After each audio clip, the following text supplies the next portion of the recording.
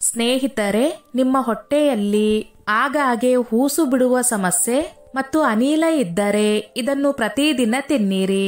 ನೀವು ಹಗಲಿನಲ್ಲಿ ಆಗಾಗ್ಗೆ ಹೂಸು ಬಿಡುವ ತೊಂದರೆ ಅನುಭವಿಸುತ್ತಿದ್ದೀರಾ? ಹೊಟ್ಟೆಯಲ್ಲಿ ಅನಿಲ ಸಂಗ್ರಹವಾಗುತ್ತದೆ, ಅದು ಉಬ್ಬಿರುವಂತೆ ಭಾಸವಾಗುತ್ತದೆ ಮತ್ತು ಕೆಲವೊಮ್ಮೆ ಹೊರಗೆ ವಾಸನೆ ಬರಲು ಕಷ್ಟವಾಗುವಷ್ಟು ಕೆಟ್ಟ ವಾಸನೆ ಬರುತ್ತದೆ ಮತ್ತು ಕೆಲವೊಮ್ಮೆ ಅದು ತುಂಬಾ ಕೆಟ್ಟದಾಗಿರಬಹುದು.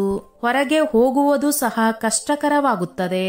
ಈ ಸಮಸ್ಯೆ ಕೇವಲ ಮುಜುಗರದ ಸಂಗತಿಯಲ್ಲ, ಇದು ನಿಮ್ಮ ಜೀರ್ಣಾಂಗ ವ್ಯವಸ್ಥೆಗೂ ಸಮಸ್ಯೆಯಾಗಬಹುದು. ನಿಮ್ಮ ಜೀರ್ಣಾಂಗ ವ್ಯವಸ್ಥೆಯ ಸಮಸ್ಯೆಯ ಸಂಕೇತವೂ ಆಗಿದೆ. ಸ್ನೇಹಿತರೆ, ನಿಮಗೂ ಗ್ಯಾಸ್ ಮತ್ತು ಹೊಟ್ಟೆ ಉಬ್ಬರದ ಸಮಸ್ಯೆ ಪದೇ ಪದೇ ಇದ್ದರೆ ಇಂದಿನ ಈ ವಿಡಿಯೋ ನಿಮಗಾಗಿ. ಇದರಲ್ಲಿ ಅವುಗಳಿಗೆ ಕಾರಣವೇನು ಎಂದು ನಾವು ನಿಮಗೆ ಹೇಳಲಿದ್ದೇವೆ. ಸ್ನೇಹಿತರೆ, ಅದಕ್ಕೂ ಮೊದಲು ನನ್ನದೊಂದು ಕಳಕಳಿಯ ವಿನಂತಿ. ಎಷ್ಟೋ ಜನ ವಿಡಿಯೋ ನೋಡುತ್ತೀರಿ, ಆದರೆ ಲೈಕ್ ಮಾಡುವುದನ್ನು ಮರೆತು ಬಿಡುತ್ತೀರಿ. ದಯವಿಟ್ಟು ಲೈಕ್ ಮಾಡಿ, ನಿಮ್ಮ ಅನಿಸಿಕೆ ಅಭಿಪ್ರಾಯಗಳನ್ನು ಕಮೆಂಟ್ ಮಾಡುವ ಮೂಲಕ ತಿಳಿಸಿ. ನೀವು ಇದನ್ನು ಪ್ರತಿದಿನ ಸೇವಿಸಿದರೆ ನಿಮ್ಮ ಹೊಟ್ಟೆಯ ಅನಿಲವು 90% ಕಡಿಮೆಯಾಗುತ್ತದೆ ಮತ್ತು ನಿಮ್ಮ ಜೀರ್ಣಾಂಗ ವ್ಯವಸ್ಥೆಯು ತುಂಬಾ ಬಲಗೊಳ್ಳುತ್ತದೆ ಮತ್ತು ಆಗಾಗ್ಗೆ ಹೂಸು ಬಿಡುವ ಸಮಸ್ಯೆ ಮಾಯವಾಗುತ್ತದೆ. ಒಂದು ಸಮಸ್ಯೆಯನ್ನು ಅರ್ಥ ಮಾಡಿಕೊಳ್ಳಿ. ಅನಿಲ ವಿಸರ್ಜನೆ ಮತ್ತು ಹೊಟ್ಟೆ ಉಬ್ಬರ ದೇಹದ ನೈಸರ್ಗಿಕ ಪ್ರಕ್ರಿಯೆ. ಆದರೆ ಇದು ಪದೇ ಪದೇ ಸಂಭವಿಸಿದಾಗ ಹೊಟ್ಟೆ ನೋವು, ಭಾರ, ದುರ್ವಾಸನೆ ಇರುತ್ತದೆ. ಆಗ ಅದು ಕರುಳಿನಲ್ಲಿ ಬ್ಯಾಕ್ಟೀರಿಯಾ ಇರುವಿಕೆ ಮತ್ತು ಜೀರ್ಣಕಾರಿ ಸಮಸ್ಯೆಗಳ ಸಂಕೇತವಾಗಿದೆ. ಕಾರಣ ತಪ್ಪು ಆಹಾರ ಪದ್ಧತಿ, ಎಣ್ಣೆಯುಕ್ತ ಆಹಾರ, ಮಸಾಲೆಯುಕ್ತ ಆಹಾರ, ಹುರಿದ ಆಹಾರಗಳು, ತಡರಾತ್ರಿಯ ಊಟ, ಫೈಬರ್ನ ಕೊರತೆ ಅಥವಾ ಹೆಚ್ಚುವರಿ, ಕಡಿಮೆ ನೀರು ಕುಡಿಯುವುದು, ಉದ್ವೇಗ, ಕೆಲವು ಔಷಧಿಗಳ ಪರಿಣಾಮ. ಈ ಸಮಸ್ಯೆ ದೀರ್ಘಕಾಲದವರೆಗೆ ಮುಂದುವರೆದಿದ್ದರೆ ಅದು ಮಲಬದ್ಧತೆ, ಆಮ್ಲೀಯತೆ, ಅಜೀರ್ಣ ಮತ್ತು ಯಕೃತ್ತಿನ ಸಮಸ್ಯೆಗಳಿಗೂ ಕಾರಣವಾಗಬಹುದು. 2. ಪರಿಹಾರಗಳ ಭರವಸೆ. ಸ್ನೇಹಿತರೆ, ಉತ್ತಮವಾದ ವಿಷಯ ಏನೆಂದರೆ ಆಗಾಗ್ಗೆ ಅನಿಲ ರಚನೆಯ ಸಮಸ್ಯೆಯನ್ನು ಇದನ್ನು ಔಷಧಿಗಳಿಂದ ಗುಣಪಡಿಸಲು ಸಾಧ್ಯವಿಲ್ಲ. ಆದರೆ ನಿಮ್ಮ ಆಹಾರ ಪದ್ಧತಿಯಲ್ಲಿ ಸಣ್ಣ ಬದಲಾವಣೆಗಳನ್ನು ಮಾಡುವ ಮೂಲಕ ಗುಣಪಡಿಸಬಹುದು. ಇಂದು ನಾವು ನಿಮಗೆ ಸಂಪೂರ್ಣವಾಗಿ ಮಾಡಬಹುದಾದ ಒಂದು ವಿಷಯದ ಬಗ್ಗೆ ಹೇಳಿಕೊಡುತ್ತೇವೆ. ಇದು ನೈಸರ್ಗಿಕವಾದದ್ದು, ಪ್ರತಿ ಮನೆಯಲ್ಲೂ ಸುಲಭವಾಗಿ ಕಂಡುಬರುತ್ತದೆ ಮತ್ತು ಪ್ರತಿದಿನ ಒಂದು ಹಿಡಿ ತಿನ್ನುವುದರಿಂದ ಗ್ಯಾಸ್ ನಿವಾರಣೆಯಾಗುತ್ತದೆ. ನಾವು ನಿಮಗೆ ಇನ್ನು 4 ರಿಂದ 5 ಸಲಹೆಗಳನ್ನು ಹೇಳಿಕೊಡುತ್ತೇವೆ. ಅದನ್ನು ಅಳವಡಿಸಿಕೊಳ್ಳುವ ಮೂಲಕ ನೀವು ಅನಿಲ ಸಮಸ್ಯೆಯನ್ನು ಶಾಶ್ವತವಾಗಿ ತೊಡೆದು ಹಾಕಬಹುದು. 3. ಇದನ್ನು ಪ್ರತಿದಿನ ತಿನ್ನಿರಿ. ಹುರಿದ ಜೀರಿಗೆ, ಅಜ್ವೈನ್ ಬೀಜಗಳು ಮತ್ತು ಸೋಂಪು ಕಾಳುಗಳು, ತ್ರಿಫಲದಂತಹ ಅನಿಲ ನಿವಾರಕ. ಈ 3 ವಸ್ತುಗಳು ಹೊಟ್ಟೆಗೆ ರಾಮಬಾಣ. 1. ಜೀರಿಗೆ. ಇದರಲ್ಲಿರುವ ಥೈಮೋಲ್ ಜೀರ್ಣಕಾರಿ ಕಿಣ್ವಗಳನ್ನು ಉತ್ತೇಜಿಸುತ್ತದೆ. 2. ಅಜ್ವೈನ್ ಬೀಜಗಳು. ಇದು ಥೈಮೋಲ್ ಮತ್ತು ಫೈಬರ್ ಅನ್ನು ಹೊಂದಿರುತ್ತದೆ. ಇದು ಕರುಳಿನಲ್ಲಿ ಸಿಲುಕಿರುವ ಅನಿಲವನ್ನು ತೆಗೆದುಹಾಕಲು ಸಹಾಯ ಮಾಡುತ್ತದೆ. 3. ಸೋಂಪು ಕಾಳುಗಳು.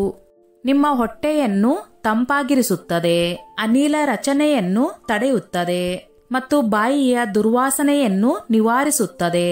ಇದನ್ನು ಯಾವ ರೀತಿ ತಯಾರಿಸಿಕೊಳ್ಳಬೇಕು? ಜೀರಿಗೆ, ಅಜ್ವೈನ್ ಮತ್ತು ಸೋಂಪನ್ನು ತಲಾ 1 ಟೀ ಚಮಚ ಲಘುವಾಗಿ ಹುರಿಯಿರಿ. ತಣ್ಣಗಾದ ನಂತರ ಅದನ್ನು ಪುಡಿ ಮಾಡಿ ಗಾಳಿಯಾಡದ ಪಾತ್ರೆಯಲ್ಲಿ ಸಂಗ್ರಹಿಸಿ. ಇದನ್ನು ಯಾವ ರೀತಿ ಸೇವಿಸಬೇಕು? ಪ್ರತಿದಿನ ಬೆಳಗ್ಗೆ ಖಾಲಿ ಹೊಟ್ಟೆಯಲ್ಲಿ ಅಥವಾ ಊಟವಾದ ನಂತರ 1 ಟೀ ಸ್ಪೂನ್ ಉಗುರು ಬೆಚ್ಚಗಿನ ನೀರಿನೊಂದಿಗೆ ತೆಗೆದುಕೊಳ್ಳಿ. ನೀವು ಬಯಸಿದರೆ ನೀವು ಅದನ್ನು ಮಜ್ಜಿಗೆ ಅಥವಾ ಬಿಸಿ ನೀರಿಗೆ ಸೇರಿಸಿ ಕುಡಿಯಬಹುದು. ಇದರ ಉಪಯೋಗ: ನಿಮ್ಮ ಹೊಟ್ಟೆ 3 ರಿಂದ 5 ದಿನಗಳಲ್ಲಿ ಹಗೂರವಾಗುತ್ತದೆ, ನಿಮ್ಮ ಜೀರ್ಣಶಕ್ತಿ ಹೆಚ್ಚುತ್ತದೆ, ಆಮ್ಲೀಯತೆ ಕಡಿಮೆಯಾಗುತ್ತದೆ, ಹೊಟ್ಟೆಯಲ್ಲಿ ಅನಿಲ ಸಂಗ್ರಹವಾಗುವ ಸಮಸ್ಯೆ ಕೊನೆಗೊಳ್ಳುತ್ತದೆ, ಬಾಯಿಯ ದುರ್ವಾಸನೆಯೂ ಕೂಡ ಕಡಿಮೆಯಾಗುತ್ತದೆ. 4. ಪೋಷಕ ಆಹಾರಗಳು ಮುಖ್ಯ ಪರಿಹಾರದ ಜೊತೆಗೆ ನಿಮ್ಮ ದೈನಂದಿನ ಆಹಾರದಲ್ಲಿ ಈ 5 ವಿಷಯಗಳನ್ನು ಸೇರಿಸಿಕೊಳ್ಳಿ. 1. ಉಗುರು ಬೆಚ್ಚಗಿನ ನೀರು. ದಿನವಿಡೀ ತಣ್ಣೀರು ಕುಡಿಯುವ ಬದಲು ಉಗುರು ಬೆಚ್ಚಗಿನ ನೀರನ್ನು ಕುಡಿಯಿರಿ. ಇದು ನಿಮ್ಮ ಜೀರ್ಣಕ್ರಿಯೆಯನ್ನು ಸುಧಾರಿಸುತ್ತದೆ ಮತ್ತು ಕರುಳನ್ನು ಶುದ್ಧಗೊಳಿಸುತ್ತದೆ. 2. ಮೊಸರು ಅಥವಾ ಮಜ್ಜಿಗೆ. ಇದು ಪ್ರೋಬಯೋಟಿಕ್ ಬ್ಯಾಕ್ಟೀರಿಯಾವನ್ನು ಹೊಂದಿದ್ದು ಅದು ಹೊಟ್ಟೆಯಲ್ಲಿ ಒಳ್ಳೆಯ ಬ್ಯಾಕ್ಟೀರಿಯಾವನ್ನು ಹೆಚ್ಚಿಸುತ್ತದೆ. ಊಟದ ನಂತರ ಉಪ್ಪು ಮತ್ತು ಜೀರಿಗೆಯೊಂದಿಗೆ ಮಜ್ಜಿಗೆ ಕುಡಿಯುವುದರಿಂದ ಅನಿಲವನ್ನು ತ್ವರಿತವಾಗಿ ತೊಡೆದು ಹಾಕಲು ಸಹಾಯ ಮಾಡುತ್ತದೆ. 3. ಪಪಾಯ. ಇದರಲ್ಲಿ ಪಪೈನ್ ಕಿಣ್ವವಿದ್ದು ಇದು ಆಹಾರವನ್ನು ಬೇಗನೆ ಜೀರ್ಣಿಸಿಕೊಳ್ಳುವಂತೆ ಮಾಡುತ್ತದೆ. ಪ್ರತಿದಿನ ಉಪಹಾರಕ್ಕಾಗಿ 100 ರಿಂದ 150 ಗ್ರಾಂ ಪಪಾಯ ಹಣ್ಣನ್ನು ತಿನ್ನುವುದರಿಂದ ನಿಮ್ಮ ಹೊಟ್ಟೆ ಸ್ವಚ್ಛವಾಗಿರುತ್ತದೆ. 4. ಶುಂಠಿ ನಿಂಬೆ ನೀರು. ಶುಂಠಿ ಅನಿಲ ರಚನೆಯನ್ನು ತಡೆಯುತ್ತದೆ ಮತ್ತು ನಿಂಬೆಹಣ್ಣು ಜೀರ್ಣಕ್ರಿಯೆಯನ್ನು ವೇಗಗೊಳಿಸುತ್ತದೆ. ಬೆಳಗ್ಗೆ ಅಥವಾ ಊಟ ಮಾಡಿದ ನಂತರ ಶುಂಠಿ ರಸಕ್ಕೆ ನಿಂಬೆಹಣ್ಣು ಮತ್ತು ಸ್ವಲ್ಪ ಉಪ್ಪು ಸೇರಿಸಿ ಕುಡಿಯಬಹುದು. 5. ಸೆಲೆನಿಯಂ ಹೊಟ್ಟು. ಇಸಾಬ್ಗೋಲ್. ರಾತ್ರಿ ಮಲಗುವ ಮುನ್ನ 1 ಟೀ ಚಮಚ ಇಸಾಬ್ಗೋಲ್ ಅನ್ನು ಉಗುರು ಬೆಚ್ಚಗಿನ ನೀರು ಅಥವಾ ಹಾಲಿನಲ್ಲಿ ಬೆರೆಸಿ ಕುಡಿಯಿರಿ. ಇದು ಮಲಬದ್ಧತೆಯನ್ನು ನಿವಾರಿಸುತ್ತದೆ, ಕರುಳನ್ನು ಶುದ್ಧಗೊಳಿಸುತ್ತದೆ ಮತ್ತು ಅನಿಲವನ್ನು ಸ್ವಯಂಚಾಲಿತವಾಗಿ ಕಡಿಮೆ ಮಾಡುತ್ತದೆ. 5. ನಾವು ಏನು ಮಾಡಬಾರದು? 1. ಹುರಿದ, ಹಳೆಯ ಮತ್ತು ಹೆಚ್ಚು ಮಸಾಲೆಯುಕ್ತ ಆಹಾರವನ್ನು ಸೇವಿಸಬೇಡಿ. 2. ಚಹಾ, ಕಾಫಿ, ತಂಪು ಪಾನೀಯಗಳನ್ನು ಮತ್ತು ಮದ್ಯಪಾನದಂತಹ ವಸ್ತುಗಳನ್ನು ಕಡಿಮೆ ಮಾಡಿ. 3. ಬೇಗನೆ ಆಹಾರ ತಿನ್ನುವುದನ್ನು ತಪ್ಪಿಸಿ. 4. ಊಟ ಮಾಡಿದ ತಕ್ಷಣ ಮಲಗುವ ಅಭ್ಯಾಸವನ್ನು ಬಿಟ್ಟು ಬಿಡಿ. 5. ಒತ್ತಡ ಕಡಿಮೆ ಮಾಡಿಕೊಳ್ಳಿ. ಯೋಗ, ಪ್ರಾಣಾಯಾಮ ಮಾಡಿ. 6. ಜೀವನ ಶೈಲಿ ಸಲಹೆಗಳು. 1. ನಿಧಾನವಾಗಿ ತಿನ್ನಿರಿ. ಆಹಾರವನ್ನು ಸರಿಯಾಗಿ ಅಗಿಯುವುದರಿಂದ ಅನಿಲ ರಚನೆಯನ್ನು ತಡೆಯುತ್ತದೆ. 2. ಸಣ್ಣ ಊಟಗಳನ್ನು ಸೇವಿಸಿ. ದಿನಕ್ಕೆ 4 ರಿಂದ 5 ಬಾರಿ ಸಣ್ಣ ಭಾಗಗಳಾಗಿ ಊಟ ಮಾಡಿ. 3. ನಡೆಯಿರಿ. ಊಟ ಮಾಡಿದ ನಂತರ 10 ರಿಂದ 15 ನಿಮಿಷಗಳ ಕಾಲ ನಡೆಯುವುದು ಜೀರ್ಣಕ್ರಿಯೆಗೆ ಬಹಳ ಉತ್ತಮ. 4.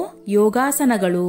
ಪವನ ಮುಕ್ತಾಸನ, ವಜ್ರಾಸನ, ಕಪಾಲಭಾತಿ ಮತ್ತು ಇತರ ವ್ಯಾಯಾಮಗಳು ಹೊಟ್ಟೆಯ ಅನಿಲವನ್ನು ತೆಗೆದುಹಾಕಲು ಉತ್ತಮವಾಗಿದೆ.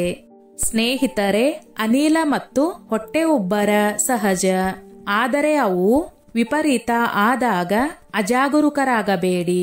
ಔಷಧಿ ತೆಗೆದುಕೊಳ್ಳುವ ಬದಲು ನೈಸರ್ಗಿಕ ಪರಿಹಾರಗಳನ್ನು ಪ್ರಯತ್ನಿಸಿ. ನಾವು ಇಂದು ನಿಮಗೆ ಹೇಳಿದ ಜೀರಿಗೆ, ಅಜ್ವೈನ್, ಸೋಂಪು ಪಾಕ ವಿಧಾನವನ್ನು ಕೇವಲ 7 ದಿನಗಳವರೆಗೆ ಪ್ರಯತ್ನಿಸಿ.